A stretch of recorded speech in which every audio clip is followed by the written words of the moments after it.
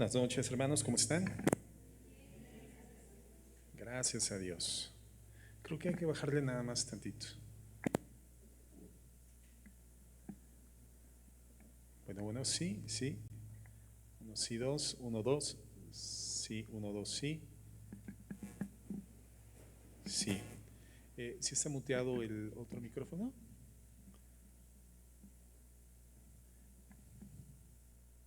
Sí, uno, dos, sí. Ah, ok, perfecto. Ok, gracias a Dios.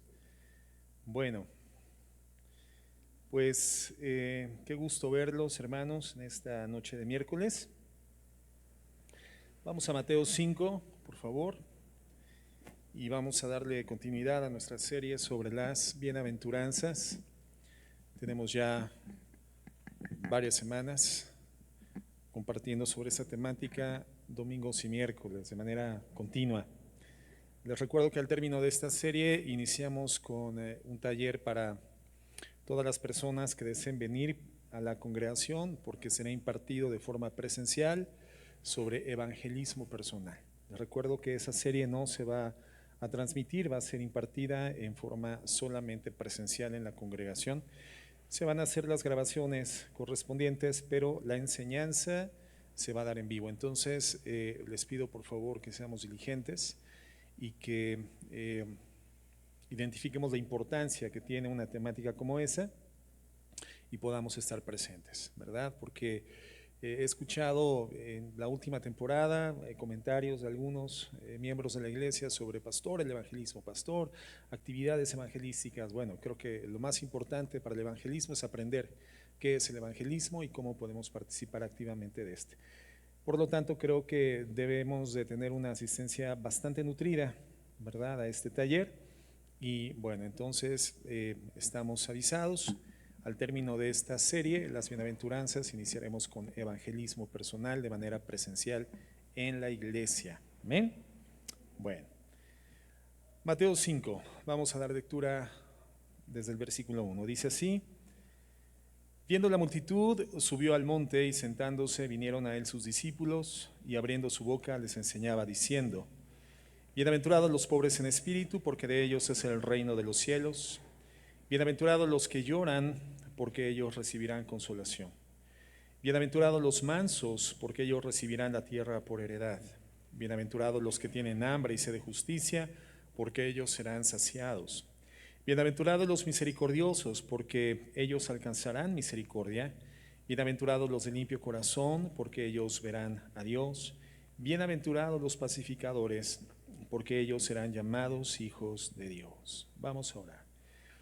Señor, en el nombre de Jesús, en esta noche queremos agradecerte la oportunidad que nos das de estar aquí, porque habiendo hoy en día muchas personas que anhelando estar frente a la exposición de tu palabra, no les es posible por diversas causas, y a nosotros nos bendices con la gracia de poder únicamente, Señor, poner en la dirección correcta el ejercicio de nuestra voluntad y estar donde debemos estar, frente a ti, para exaltarte, alabarte, glorificarte y para escucharte, y para poder entonces, Señor Dios, continuar conociéndote, amándote, sirviéndote, creciendo y incrementando, Señor, todos los factores de convicción para vivir por ti, para ti.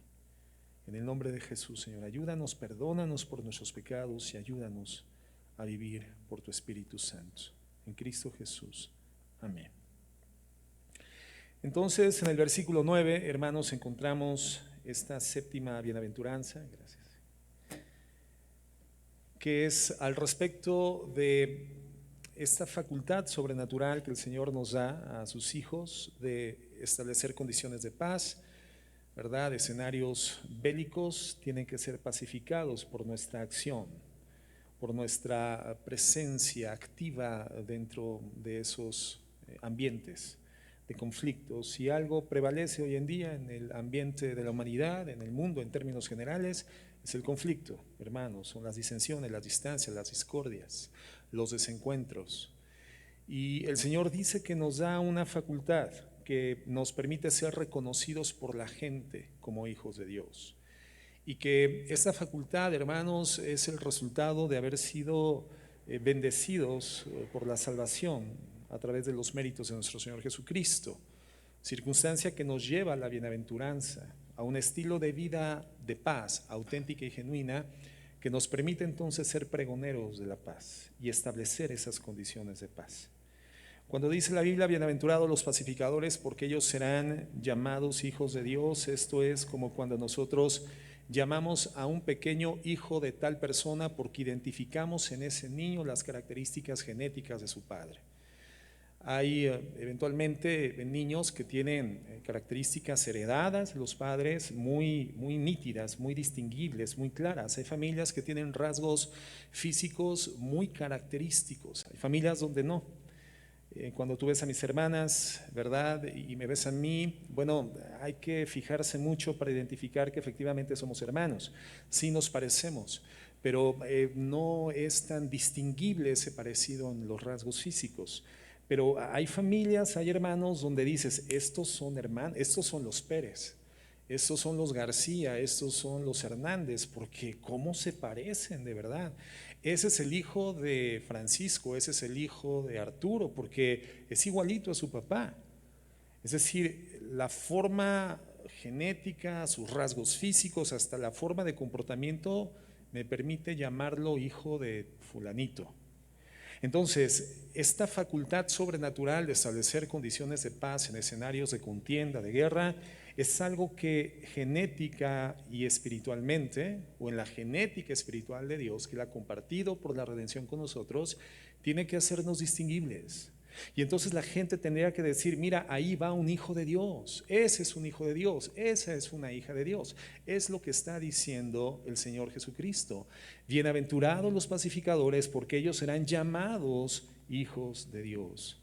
Compartimos esa facultad, tenemos esa facultad que Dios ha compartido con nosotros por la redención. Y ya hemos hablado qué significa la paz desde la perspectiva divina, ¿verdad? La paz no es simple y sencillamente la ausencia de conflicto, no, la paz es mucho más que eso. De hecho, la paz es algo que puede existir aún en medio de circunstancias conflictivas. Y estudiamos el domingo pasado cuáles son los elementos fundamentales y significativos para que podamos establecer condiciones de paz, ¿verdad?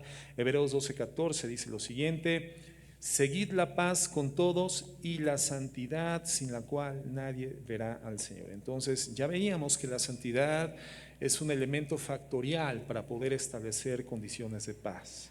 Cuando no hay santidad, la paz es inalcanzable. Veíamos igualmente el Salmo 85:10 con esta figura poética que nos presenta la Escritura. Dice, la misericordia y la verdad se encontraron, la justicia y la paz se besaron. Y comentábamos que esa figura retórica, esa ilustración, ese lenguaje poético donde presenta la Biblia, la justicia y a la paz besándose, nos habla de la intimidad, de la vinculación, de cómo es imposible que la paz exista sin la justicia. Es imposible que exista paz donde no hay justicia. Y si ustedes recuerdan, hablábamos precisamente de las condiciones en las que vivimos como sociedad, en este caso particularmente nuestro país, pero nuestro país es solamente un botón muestra, hermanos, de las condiciones en las que la sociedad se desarrolla en todas las regiones del mundo. La ausencia de paz no es una situación privativa de México, hermanos, es una condición general. ¿Por qué? Porque no hay justicia. La justicia no es algo que pueda ser provisto por el corazón humano. Esto es inaccesible, la justicia es inaccesible en condición perfecta para el hombre. La santidad es absolutamente una irrealidad en condiciones humanas y por consecuencia la paz, hermano, es una utopía para los seres humanos. Veamos entonces cuál es la perspectiva de Dios para la paz y es justamente esto que estamos comentando. Y entonces en esta noche vamos a ir al segundo punto del estudio, que son las amenazas de la paz. ¿Cuál es la amenaza de la paz? ¿Qué puede poner en entredicho un estado de paz? ¿Qué es lo que puede atentar en contra de la existencia de la paz? Y bueno, el pecado, evidentemente. ¿Por qué? Porque si el significado de la paz es justicia y verdad, entonces la amenaza de la paz es el pecado y el error. Y ese es el motivo por el que no hay paz, en términos generales, hermanos. La amenaza contra la paz es una constante en la forma en la que coexistimos en el mundo. Fíjate lo que dice Jeremías 17:9. Dice: engañoso es el corazón más que todas las cosas y perverso, ¿quién lo conocerá? El corazón es capaz hasta de autoengañarse, hermanos, autoengañarse y creer que vive bien. Hay personas que piensan que en una escena de impureza, de injusticia, de ausencia de santidad, de verdad, ellos viven bien. Una perspectiva egoísta, ¿verdad? Yo vivo bien, a mí nada me falta, yo vivo en paz. Y eso no es cierto, eso es una absoluta irrealidad. Y son personas que en cuanto hacen un contacto en un entorno social y comunitario, lo único que van a generar, hermanos, es conflicto. Lo único que van a generar es consecuencias atroces, situaciones lamentables. Y bueno, entonces, en primer lugar, todos iniciamos con un corazón impío. Todos iniciamos con un corazón impío. Voy a cambiar el micrófono porque este sí creo que ya está llegando a su final. Voy a usar el que utilizó la hermana Laurita.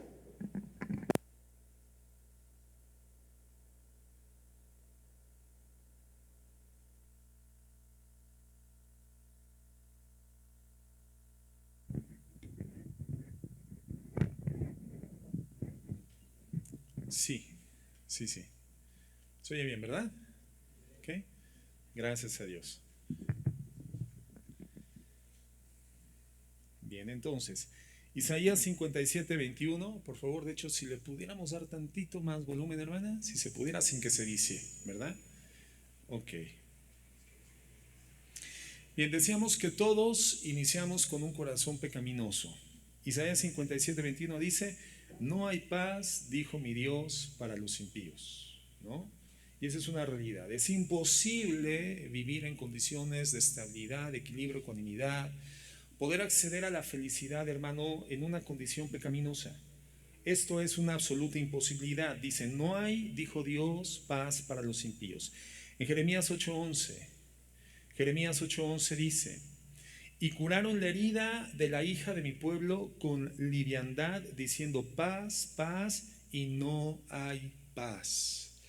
El ser humano va a intentar a través de diversas mecánicas y medios, hermanos, circunstancias de carácter temporal únicamente, mitigar si acaso esta necesidad del alma humana de encontrar la paz, anestésicos para esa carga que nuestras almas arrastran históricamente, hermano, porque es imposible que una condición impía y pecadora pueda experimentar la paz.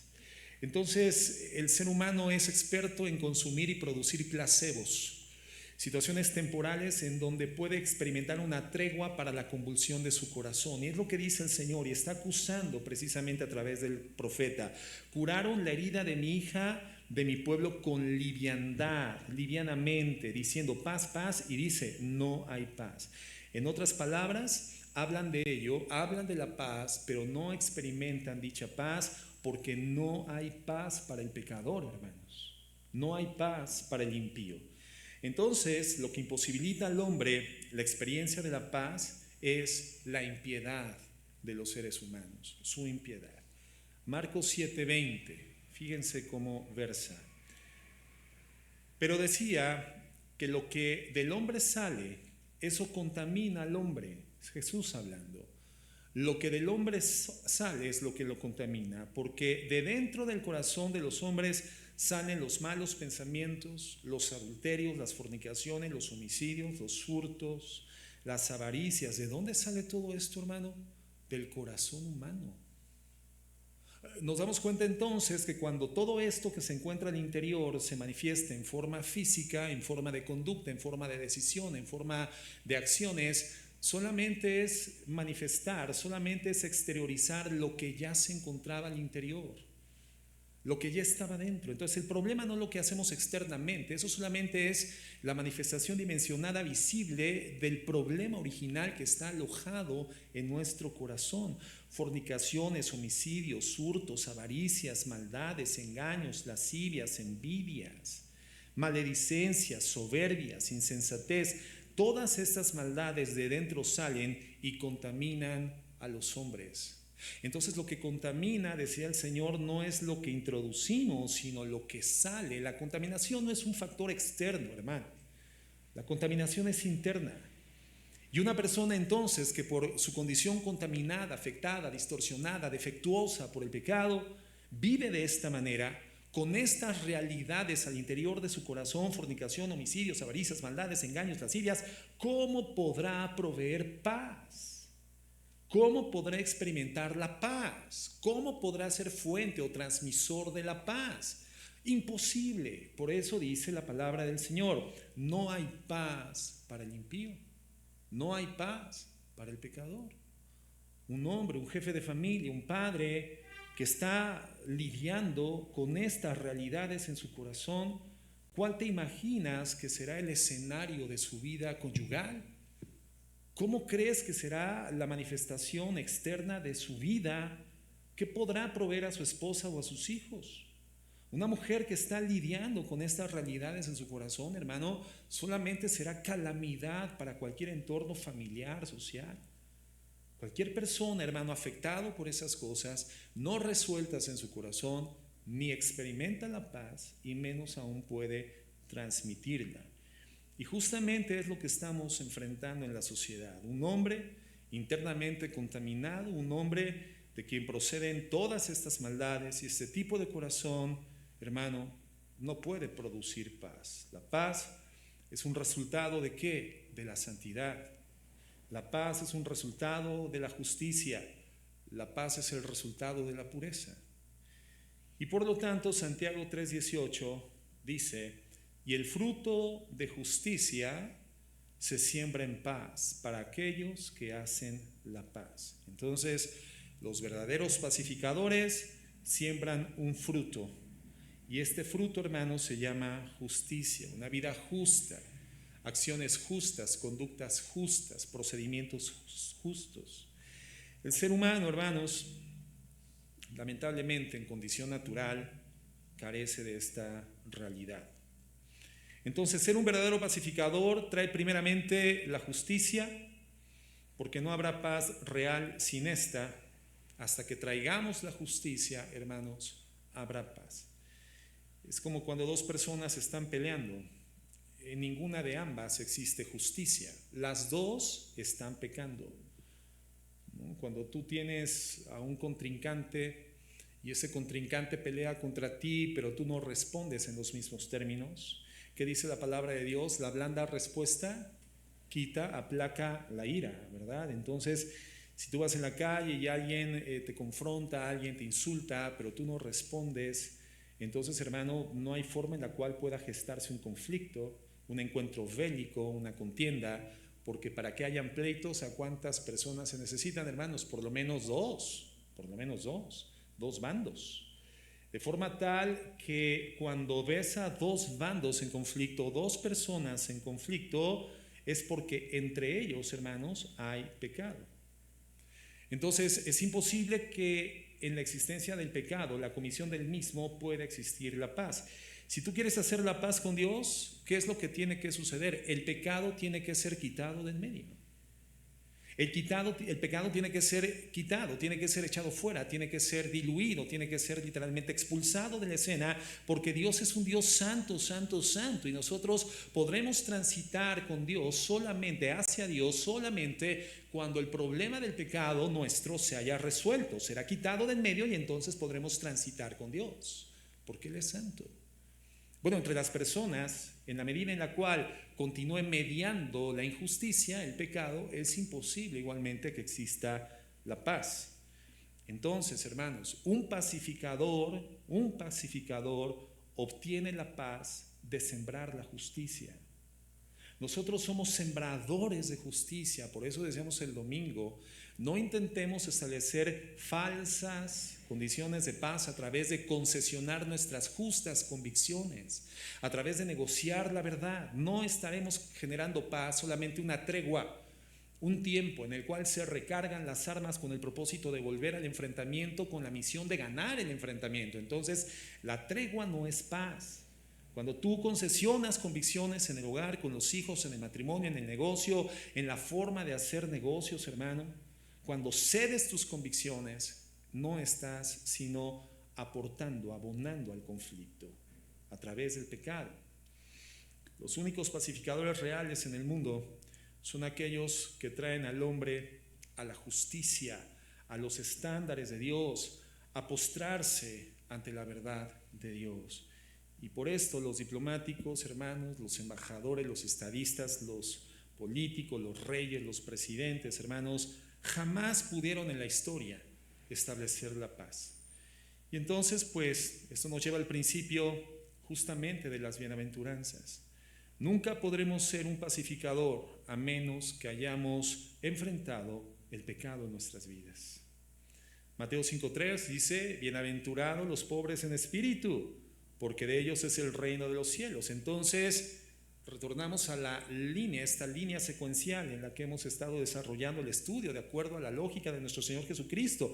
Debemos de comenzar con esto, con una actitud de un mendigo hacia nuestra condición pecaminosa, reconocer como pordioseros espirituales quienes somos en humildad delante de Dios, llorar por este estado caído en el cual nos encontramos por el pecado, llorar nuestro pecado. Y el resultado entonces es la mansedumbre. Una vez que somos perdonados en gracia por nuestro Dios, reconocemos, hermanos, cuán insignificantes somos ante el Señor, un Dios santo y soberano, y comenzamos voluntariamente a aceptar su gobierno en nuestro corazón y en nuestra vida. Vivimos bajo su autoridad y comenzamos entonces por un clamor por la justicia, una hambre y una sed por la justicia, el deseo de su voluntad, y Dios nos entrega entonces su misericordia y nos hace puros y limpios de corazón, y solamente siendo limpios de corazón podemos convertirnos en pacificadores.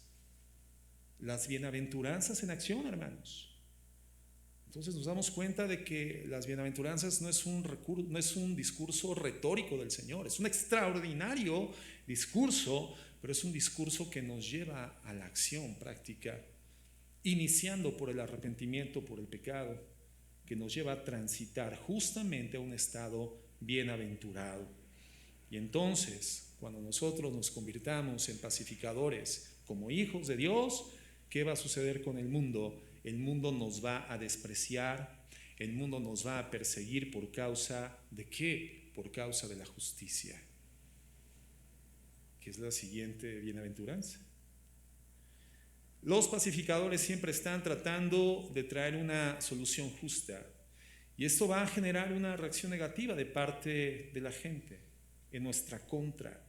Persecución, el deseo de callarnos, el deseo de eliminarnos, ¿no? Como sucede con las personas que se levantan públicamente en la escena política, por ejemplo, y esto lo hemos visto a lo largo de la historia en muchísimas ocasiones, personas que promulgan la justicia. ¿Y qué es lo que les hacen, hermanos? ¿Qué les hacen?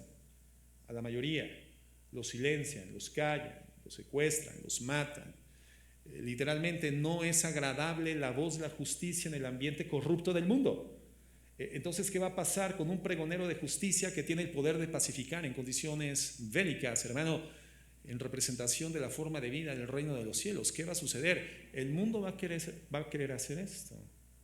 ¿Qué es lo que sucede cuando en el entorno de una familia inconversa quieres comenzar a presentar principios del Evangelio de la Gracia? ¿Qué es lo que hace la familia? Sobre todo si estamos en comunidad, si estamos en una reunión donde hay varios miembros de la familia. ¿Qué hace la familia? Ya vas a empezar con lo mismo. Duro y dale, duro y dale, duro y dale, aleluya. Oye, ya, espérate, ya cálmate, no tienes otro tema de conversación. ¿Te ha pasado eso? Al mundo no le gusta escuchar al respecto de la justicia. ¿Por qué? Porque no quieren enfrentar la realidad de su pecado. Y ese tipo de paz que involucra lo justo, hermanos, a la gente no le interesa. Solamente cuando el pecado es enfrentado, entonces la paz puede existir. Y el primer lugar en el que esto tiene que suceder es en nosotros mismos, hermanos, en nuestra propia vida. Si tú estás enfrentando problemas de ansiedad, problemas anímicos, tienes que estar constantemente buscando paliativos o auxilios médicos para encontrar una circunstancia de aparente calma en tu vida. entonces es muy probable, hermano, que tú necesites que la justicia entre a tu corazón. Ahora, hay personas que requieren de la intervención médica, de la ciencia, a través del desarrollo de medicinas, porque efectivamente están adoleciendo de un funcionamiento correcto, ¿verdad?, de su sistema central nervioso, por ejemplo. Hay sustancias químicas que se producen y son fundamentales para el equilibrio cerebral, las funciones cerebrales se desarrollan de manera correcta, y hay personas que no generan, al menos en suficiencia, esas sustancias, y entonces requieren complementos o suplementos o el apoyo médico para poder equilibrar el funcionamiento cerebral. Yo no estoy hablando de esos casos. Yo estoy hablando de las personas que no toleran su estado de nerviosismo, de estrés, de angustia, y cuando comenzamos a escarbar en esas vidas, ¿qué crees que es lo que encontramos? Encontramos pecados prácticos, pecados llevados a la práctica de manera constante. Encontramos impunidad en sus vidas, hermanos. Entonces, ¿qué necesita ese corazón? Necesita justicia, necesita pureza, necesita santidad. Y entonces la consecuencia será la experiencia de la paz. Y si tienes conflictos en el matrimonio, si tienes conflictos en el hogar, es hasta que tengas justicia, pureza y santidad cuando tu hogar va a tener paz. Antes no. Una vez que tienes justicia, entonces la Biblia dice que tenemos paz con Dios y en consecuencia paz con los hombres. Entonces, para ser un pacificador se tiene que caminar por la línea de todas las bienaventuranzas, hermanos. Los verdaderos pacificadores no son los encumbrados que creen que tienen decisiones y que pueden definir el destino de las naciones y de los pueblos. No, hermanos, no son los presidentes, no son los políticos, evidentemente no son ellos, ¿no? Y nuestro país es un botón muestra cuando tú observas aún la forma y el tono en el que se dirimen los asuntos políticos en nuestra Cámara alta y baja, la de senadores y de diputados. Dices, estos personajes me están representando a mí, ¿no? ¿Y qué es una plataforma política, hermano, sino una oferta de paz? Una plataforma política, hermano, te ofrece eso, una mejora de condiciones, circunstancias, algo que va a favorecer tu estilo de vida, algo que lo va a incrementar. Eso es la política, ¿no, hermanos?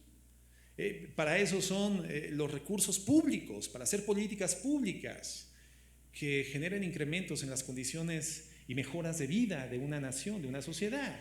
Pero cuando vemos la forma, el tono en el que se hace política en nuestro país, hermanos, termina siendo vergonzante.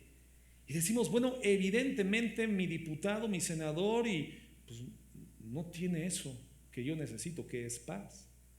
No, hermanos, ahí no está. Ellos no son la fuente. Los verdaderos pacificadores son los que están trayendo a la gente justicia. Gente que no sale en los titulares, hermanos, las personas que no ganamos los premios públicos, gente de la que la mayor parte no sabe nada. Esos son pacificadores del mundo en verdad, quienes están trayendo la justicia a una vida individual, a un corazón individual, de tal forma que el corazón por primera vez conoce la paz. Son los que traen justicia a una relación conyugal, a una relación de amistad que está distanciada entre hombres, entre padres, entre familiares, para que puedan precisamente, hermanos, conocer la paz. Son los que no dejan de predicar el evangelio de la gracia. Esos son los pacificadores. Y por el evangelio una persona puede conocer la paz con Dios. Por eso nosotros somos los agentes de la paz, porque para que una persona tenga paz en su corazón necesita tener a su favor la justicia de Dios, no en contra. Y lo único que hace trascender al ser humano hacia la justicia de Dios a su favor es el puente del evangelio de la gracia. Llevamos a la gente, conducimos a la gente, le indicamos el camino. En ese sentido somos guías de la gente para llevarlos a la justicia de Dios a su favor, por medio de la justicia de Dios ejecutada inclementemente sobre la persona de Jesucristo. Por eso, ¿quién puede darte la paz? Nadie. Solamente si se resuelve el estado de justicia entre Dios y tú. Nada más eso. Y para ser un pacificador, hermanos, pues hay un precio que pagar, porque la reacción del mundo ante esto es negativa. Cuando vivimos así, pues vamos a generar un escenario que generalmente es adverso. Y el ejemplo más claro, hermanos, para todos nosotros es nuestro Señor Jesucristo, el mayor pacificador del universo y de la historia, alcanza la paz a favor del hombre para con Dios. ¿Y dónde termina la vida de Cristo? En una cruz. En una cruz. ¿Qué mal le hizo a la gente? Ahora Jesucristo tenía que morir.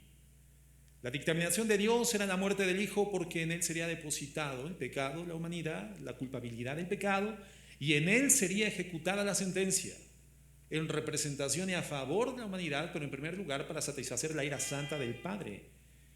Hermanos, Jesucristo tenía que morir. El Señor finalmente iba a morir, pero las intenciones que prevalecían en el corazón de aquellas personas que lo juzgaron humanamente, civil y religiosamente eran perversas. Eran perversas. De forma tal, hermanos, que vemos cuál es la reacción de la gente ante la justicia predicada y ejercida. Odio, indignación, el deseo de mitigar, el deseo de acallar.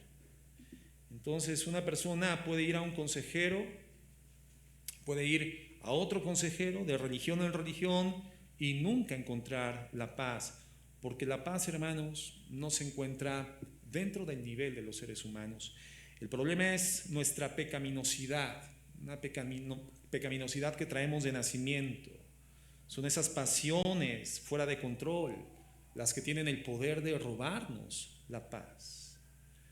¿Podemos cerrar la puerta, hermanos, allá atrás? Podemos cerrarla. Yo creo que ahorita ya no llega nadie más. Dejamos la chiquita nada más abierta. Bien.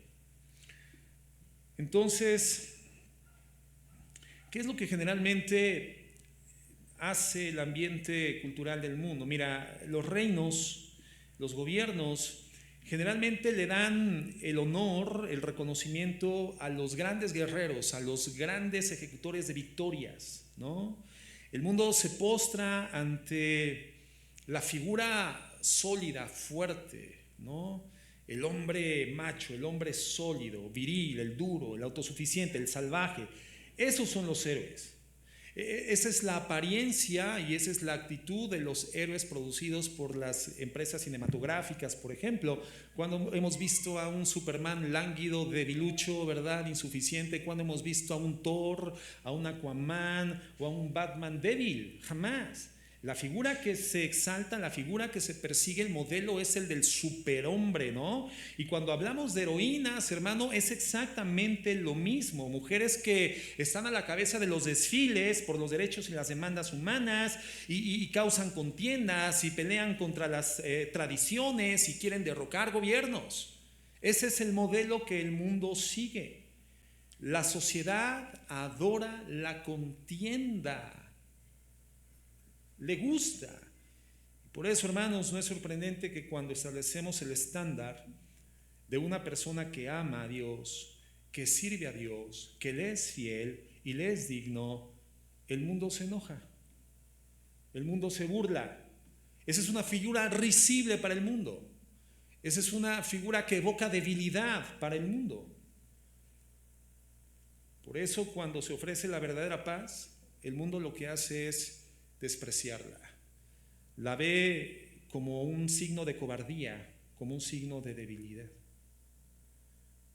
Primera de Pedro 4:4, ya lo veíamos el domingo, dice: a estos, o sea, al mundo, me parece cosa extraña que vosotros no corráis con ellos en el mismo desenfreno de disolución y os van a ultrajar. Al mundo le parece extraño. ¿Por qué? Porque para el mundo es atípico una persona que vive con estas consideraciones pacíficas, con misericordia, con gracia, con amor, con benevolencia, que hace misericordia. No, el mundo va a decir: este cuate tiene algo raro, ¿verdad? Mira, esa familia es rarita. Para mí que son ermitaños, ¿verdad? Esa familia es rara. quién sabe qué religión practiquen. El mundo desprecia la virtud, hermanos. En Isaías 9:6 dice así: porque un niño nos es nacido, hijo nos es dado, y el principado sobre su hombro, y él se llamará su nombre admirable, consejero, Dios fuerte, Padre eterno, príncipe de paz. Entonces Cristo, hermanos, es el príncipe de paz. Pero cada lugar que pisó Jesucristo generó un conflicto. Pero la Biblia dice que es príncipe de paz. Pero Jesucristo mismo dijo: yo no he venido a traer paz al mundo sino disensión, pleito, guerra, distancia entre el hijo y el padre, la suegra y la nuera, entre el hombre y la mujer. ¿Y qué significa eso? Lo decíamos el domingo. ¿Se acuerdan qué significa eso? Porque podría parecer una antítesis del mensaje de Mateo 5 que estamos estudiando. Él dice que él hace bienaventurado al pacificador porque mantiene la genética activa de Dios en su vida, haciendo paz en condiciones de guerra, y eso es algo que solamente Dios puede hacer. Entonces, ¿por qué Cristo dijo: yo no he venido a traer paz al mundo, sino disensión? Lo que Cristo nos estaba diciendo es que la paz a cualquier costo no es la paz. Que la paz a través de negociar condiciones, eso no es paz.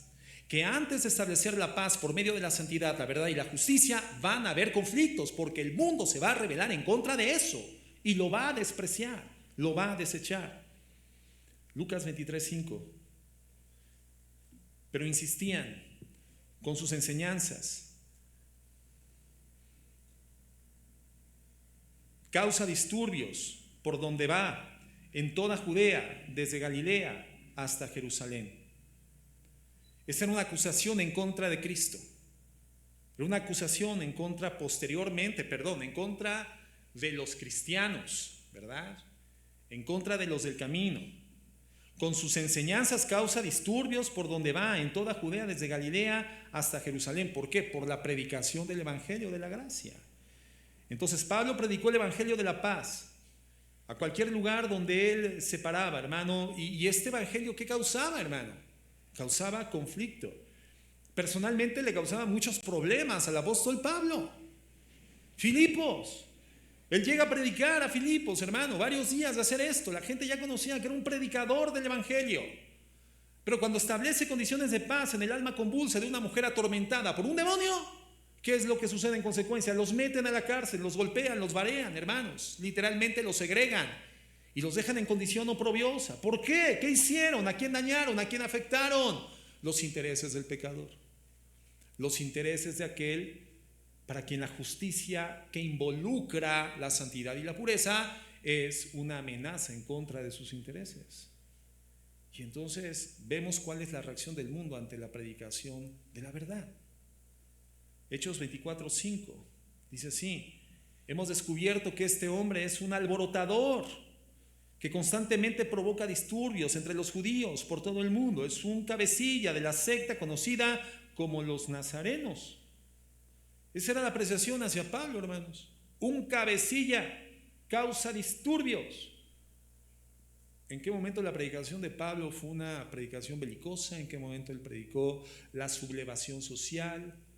Actos de rebeldía en contra del gobierno romano, jamás. La predicación de Pablo era la predicación de Cristo, pero el resultado en consecuencia era el mundo ante la luz del evangelio que daba al descubierto la pecaminosidad de sus acciones impunes, y por lo tanto el mundo busca apagar esa luz. Segunda de Timoteo 3:12.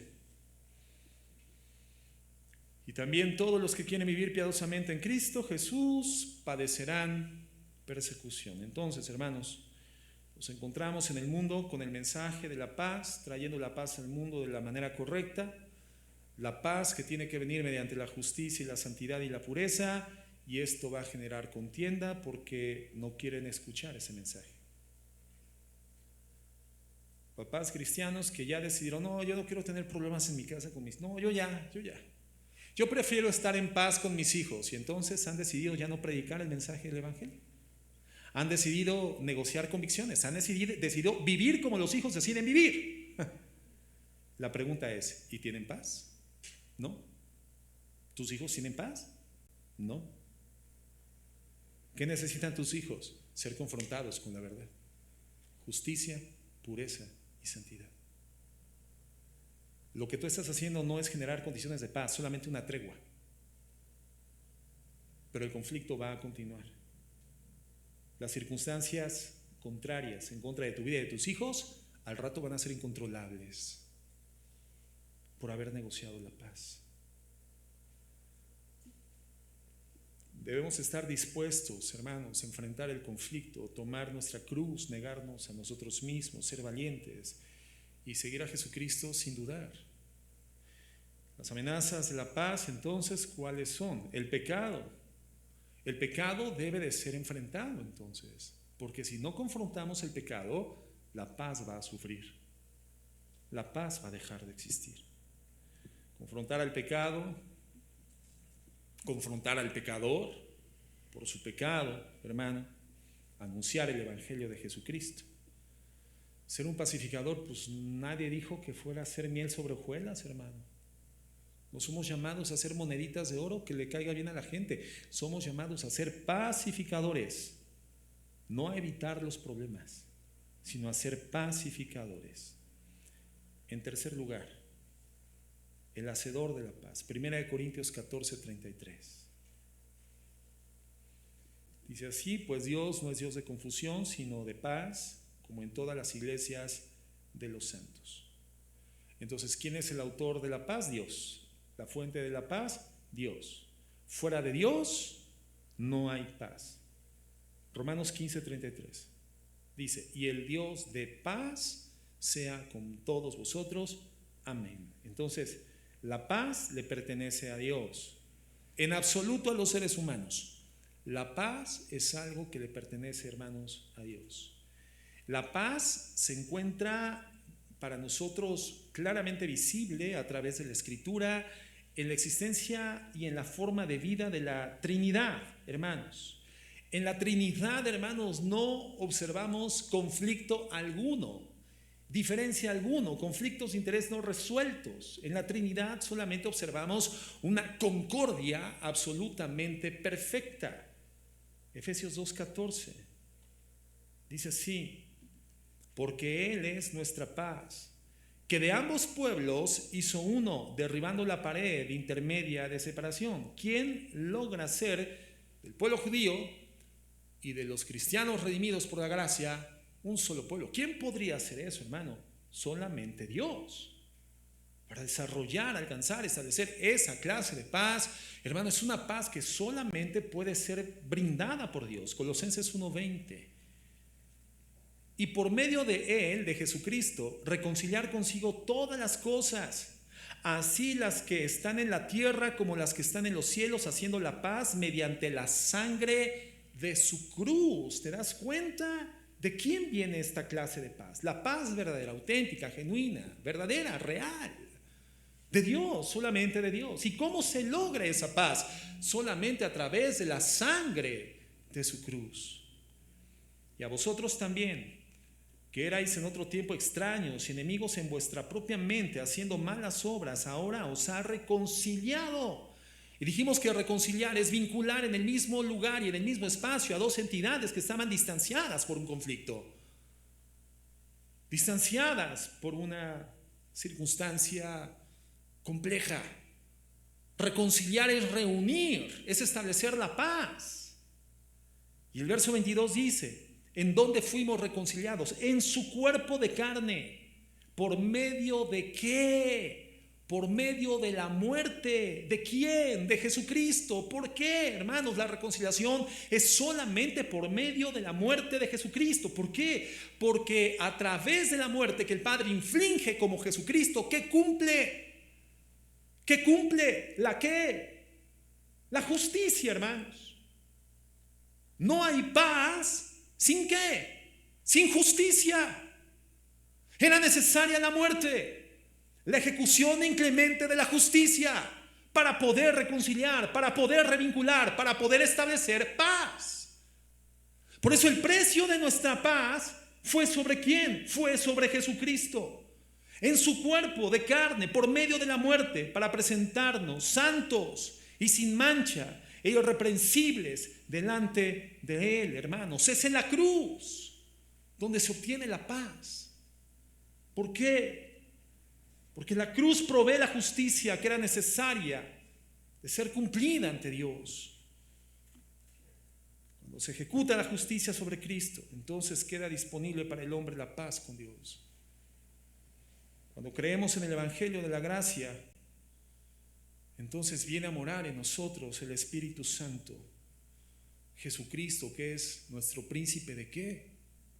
De paz. En Gálatas 5:22 dice: mas el fruto del Espíritu es amor, gozo, paz. Entonces, cuando nos convertimos a Jesús, Dios viene a morar en nosotros. ¿Quién? El Dios de paz. Cuando Cristo viene a morar en nosotros, en nuestra vida, ¿quién llega? El príncipe de paz. Y cuando el Espíritu Santo viene a morar en nuestro corazón, ¿quién llega? El Espíritu de paz. Y Dios se llama a sí mismo Jehová Shalom, Jehová nuestra paz. Jehová es mi paz. Y eso es lo que Dios quiere, paz. Y ha generado la estrategia para que el hombre pueda conocer y vivir la paz, la redención en Jesucristo. Jeremías 29:11, hermanos, dice: porque yo sé los pensamientos que tengo acerca de ustedes, dice Jehová, pensamientos de paz y no de mal, para darles el fin que esperáis. Juan 16:33, dice Jesús: estas cosas os he hablado para que en mí tengáis paz. En el mundo tendrán aflicción, pero confíen, yo he vencido al mundo. Entonces, si vamos a ser pacificadores, primero tenemos que ser salvos por Dios. Ser un consejero, un psicólogo, un psiquiatra que no conoce a Dios es no tener una fuente para darle paz a la gente. Hay gente que quiere llevar su matrimonio al terapeuta familiar. ¿Qué? ¿De verdad? Papás que quieren llevar al psicólogo a sus hijos. ¿De verdad? ¿Y qué va a hacer el psicólogo? ¿Qué va a hacer el terapeuta matrimonial? ¿Qué va a hacer? ¿Hasta dónde va a llegar? Si acaso tocará algunos aspectos del alma, pero ¿qué va a resolver? ¿Dónde está el problema de ese matrimonio en conflicto, de esos hijos rebeldes? ¿Dónde está el problema? El problema está en la ausencia de justicia, hermanos. Ese matrimonio tendría que ir a resolver su problema de justicia primeramente con Dios, por medio de la sangre de Jesucristo, por medio de su cuerpo de sangre, de carne, que fue sacrificado en la cruz para darnos una provisión de justicia de parte de Dios. Y entonces tener paz. Entonces tratar de ayudar a una familia sin Dios es no tener nada para darle.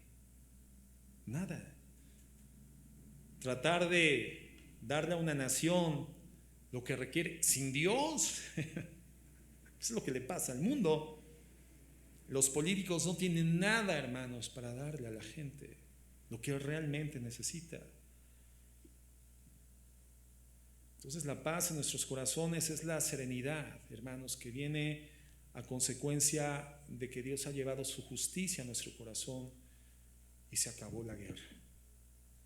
Una vez que tú tienes la paz de Dios, el mundo puede seguir con sus problemas. Tú tendrás una condición tal vez compleja en tu vida personal, pero la paz va a gobernar tu mente y tu conducta. Entonces, ¿cuál es el significado de la paz? Justicia, hermanos, verdad y santidad. Sin eso no hay paz. ¿Cuál es la amenaza contra la paz? El pecado y el error. ¿Quién es el hacedor de la paz? Dios. ¿Y los mensajeros de paz? ¿Quiénes somos? Nosotros, los hijos de Dios. Segunda de Corintios 5:17.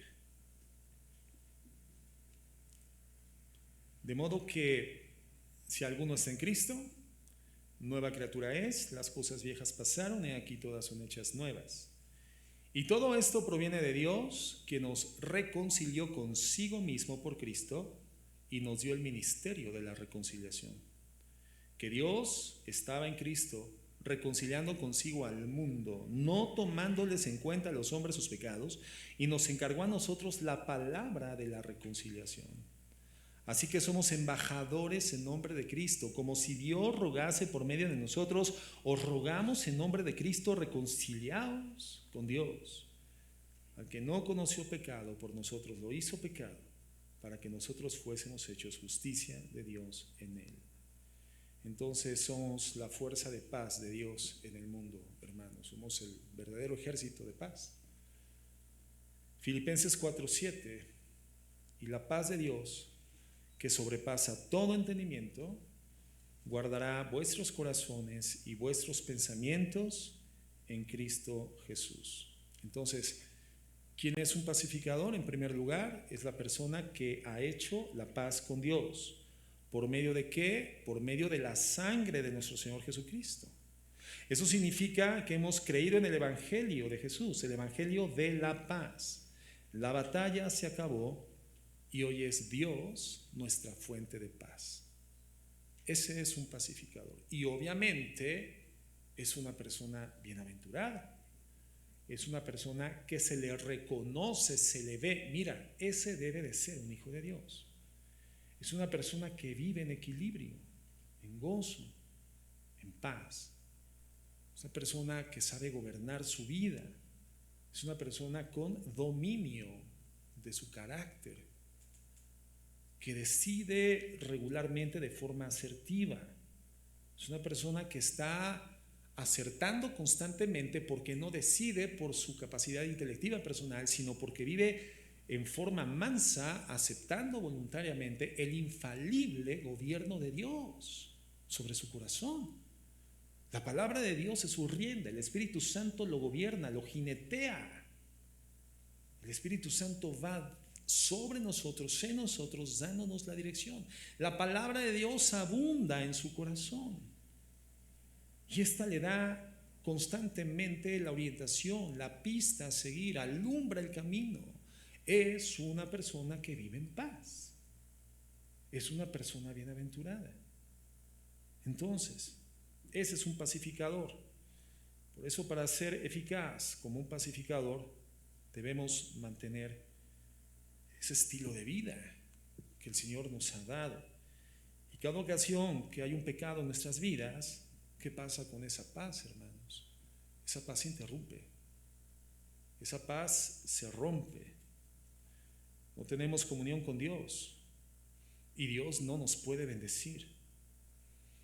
Nos podemos mover del lugar buscando bendición y no lo vamos a encontrar. No podemos ser pacificadores si no tenemos paz con Dios. Si tenemos una relación quebrantada por el pecado con Dios, hermanos, si estamos viviendo en pecado contra Dios, en los términos de nuestra voluntad, no somos pacificadores, hermanos. Para ser un pacificador necesitamos estar en paz con Dios. Por lo tanto, un pacificador está concentrado permanentemente en su propia paz con Dios. Una persona que todo el tiempo está evaluando su vida. La persona que no inicia el día sin antes recibir la orden del día del Señor. Y no termina su día si no le presenta a Dios el parte de actividades. Y en ese sentido es cuando encontramos estos símbolos retóricos, lingüísticos en la palabra, cuando se nos compara a la iglesia con un ejército. Somos soldados en el sentido. Un soldado, hermano, no realiza actividades arbitrarias, no hace lo que le place, lo que le parece conveniente, ¿verdad? Hermano, no, un soldado se levanta, se presenta ante el comandante, recibe la orden del día y ese es su rol de actividad y tiene que darle cumplimiento y al final del día tiene que rendir parte ante su comandante y decir: Señor, hicimos esto, nos quedamos corto en esto, ¿qué hacemos? Mañana lo continuamos, usted me dice, pero este es el estado de resultados. Esa es la vida de un pacificador, de un hijo de Dios. Está enfocado en su paz con Dios, se presenta ante Él. Pone su vida al tenor de su jurisdicción, al tenor de su apreciación, de su juicio crítico, de su conciencia eterna, sabiendo que si hay algún error en Dios, tiene el perdón por vía del arrepentimiento. Un pacificador está en un estado de constante comunión con Dios. Entonces no seremos pacificadores a menos de que haya paz con Dios. Entonces tenemos que iniciar cada mañana en nuestras vidas diciendo: Señor, quiero estar en paz contigo. Y confieso todo lo que hay en mi vida, Señor, que sabes que no está bien. Y comenzar el día en paz y terminar el día en paz con Dios. Ese es un pacificador. ¿Quién más es un pacificador? Una persona que ayuda a los demás a hacer la paz con Dios. Y eso es únicamente, no es otra cosa que el mensaje del Evangelio de la Gracia. ¿Qué hacemos, por ejemplo, cuando vamos a un funeral? ¿Qué es lo que hacemos? Es confortante recibir el abrazo de una persona y decirle cuando te dice: lo siento, lo lamento, de verdad, estoy para servirte, lo que te pueda ayudar, te doy mi pésame, cómo lo lamento. Es generalmente las palabras que se escuchan en un velorio, ¿no? Pero eso le da paz a la gente. No, eso la conforta, pero no le está dando la paz. ¿Cuál es el mensaje que tendríamos que llevar a una persona que está sufriendo la pérdida de un ser querido o está en una condición de profundo dolor? El mensaje no es otro, es el mensaje de la paz, la reconciliación con Dios. Ese es el mensaje, hermanos, el Evangelio. Por eso Romanos 10:15 dice: ¿y cómo predicarán si no fueren enviados? Como está escrito: cuán hermosos son los pies de los que anuncian la paz, de los que anuncian las buenas nuevas. Esto va más allá de lo que puede hacer una persona con buenas intenciones. Esto va más allá de lo que puede hacer un político. Eso va más allá de lo que puede ofrecer un candidato. Hermanos, Romanos 10:15, perdón, lo acabamos de leer. Entonces, ¿queremos ser pacificadores? ¿Queremos transmitir el mensaje de la paz? ¿Qué tenemos que hacer? Predicar a Jesús. No podemos dejar de predicar a Cristo, hermanos. No podemos. Cualquier circunstancia, cualquier oportunidad, el Señor nos abre la puerta para pacificar. En cuarto lugar, ser un pacificador es ser uno que ayuda a otros a hacer la paz con los hombres. Primero con Dios, pero también con los hombres. Mateo 5:21.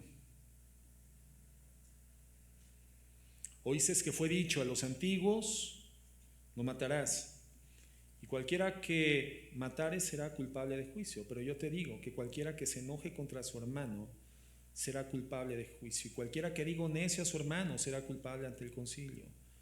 Cualquiera que le diga fatuo quedará expuesto al infierno de fuego. Por lo tanto, si traes tu ofrenda al altar y allí te acuerdas de que tu hermano tiene algo contra ti, deja allí tu ofrenda delante del altar y anda, reconcíliate primero con tu hermano, y entonces ven y presenta tu ofrenda. Esto es ser un pacificador real, hermanos. Fíjate, no dice: si tú te acuerdas que tienes algo en contra de tu hermano, perdónalo. No, está diciendo: si tú te acuerdas que tu hermano tiene algo en contra tuya, ahora ve y haz la paz. Ve y haz la paz. Algo que caracteriza la vida de un pacificador es que toma la iniciativa, porque tiene los recursos, porque tiene las herramientas, porque dispone de lo que se requiere para hacer la paz, que es el mensaje del Evangelio. Predicar el perdón, la gracia, la misericordia de Dios a través del Evangelio. Tenemos los recursos.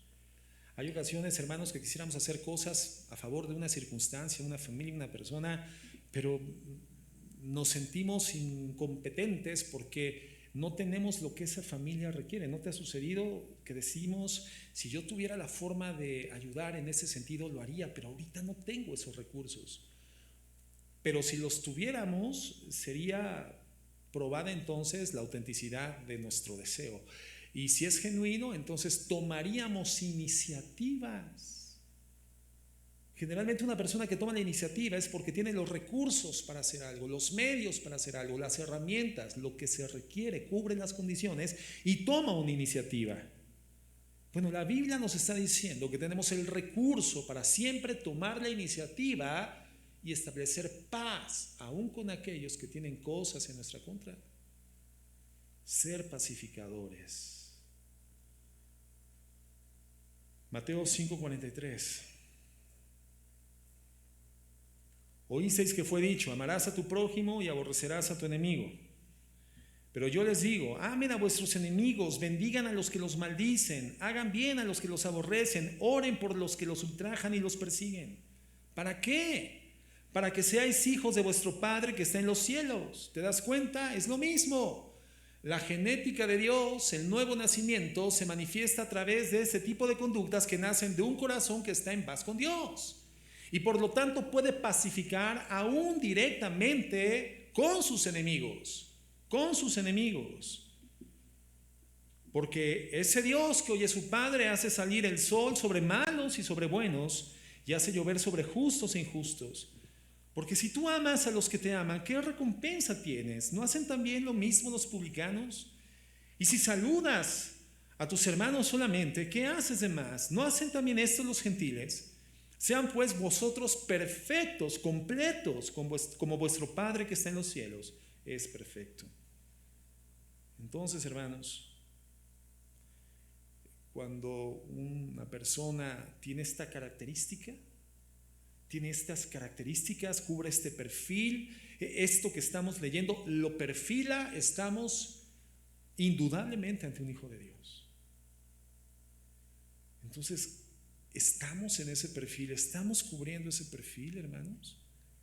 Tenemos el mensaje de la reconciliación, que es lo único que puede limitarnos a vivir en este perfil, nuestro pecado. Porque todo pecado es injusticia. Y si no hay justicia, santidad y verdad, no hay paz.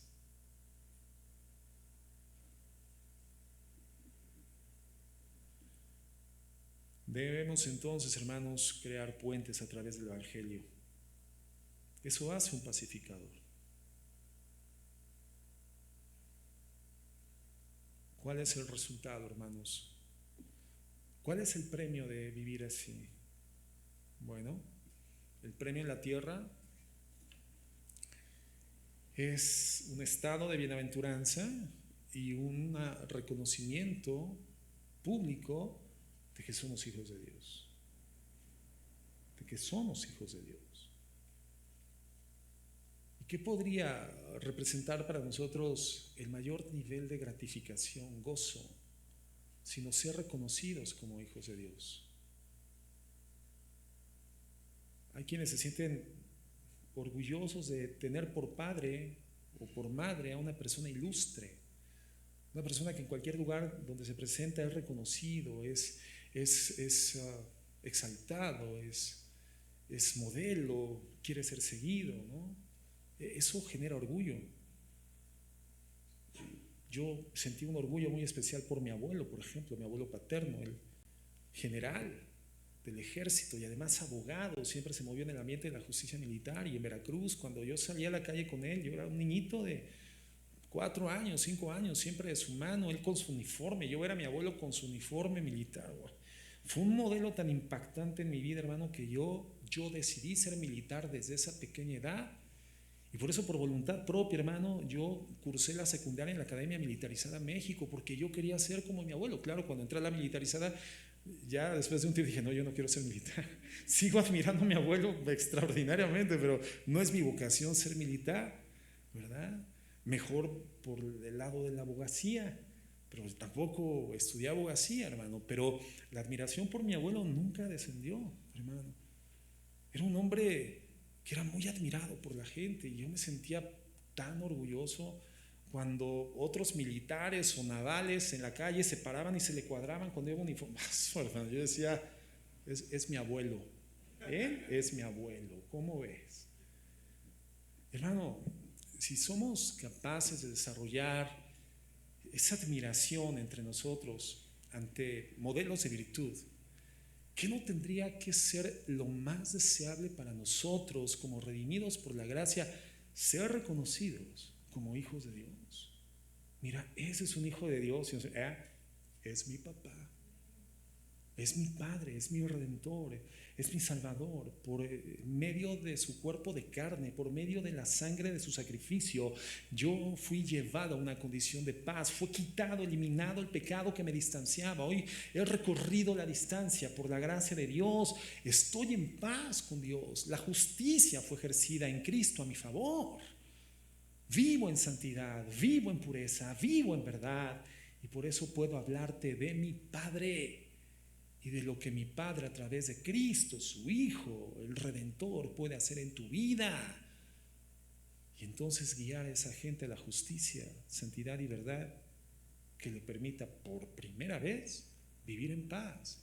Y nosotros ejercer la función espiritual que nos ha legado el Señor, ser pacificadores, jamás negociando la verdad, jamás negociando la justicia y jamás negociando la santidad. Jamás. Nada se compara con ser un hijo de Dios, hermanos. Un hijo de Dios, su marca es que es un pacificador. Dios nos ha llamado a ser sus hijos, pacificadores en el mundo. Vamos a orar.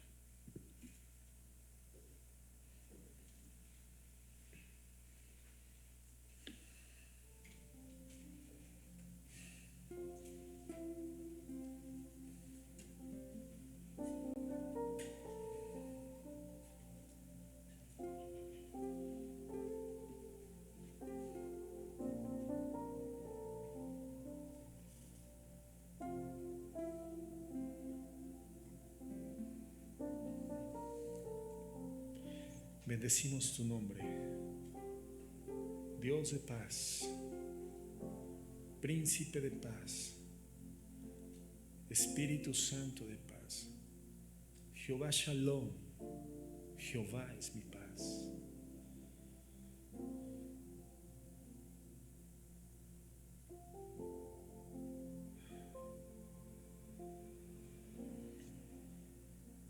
¿Cómo predicarán si no fueren enviados? Como está escrito, cuán hermosos son los pies de los que anuncian la paz, de los que anuncian buenas nuevas. Son nuestros pies los que deben ser llamados hermosos, por llevar el evangelio de la reconciliación y de la paz, sabiendo que ese evangelio generará conflictos en muchos ambientes, familiares, conyugales, con los hijos, en los negocios, en el trabajo. Pero no fuimos llamados a evitar conflictos, fuimos llamados a ser pacificadores. A través de tu bendito y glorioso mensaje, Jesús, el mensaje de la justicia perfecta y santa del Padre, ejecutada inclementemente para pagar el precio de la paz. Por medio de ese sacrificio,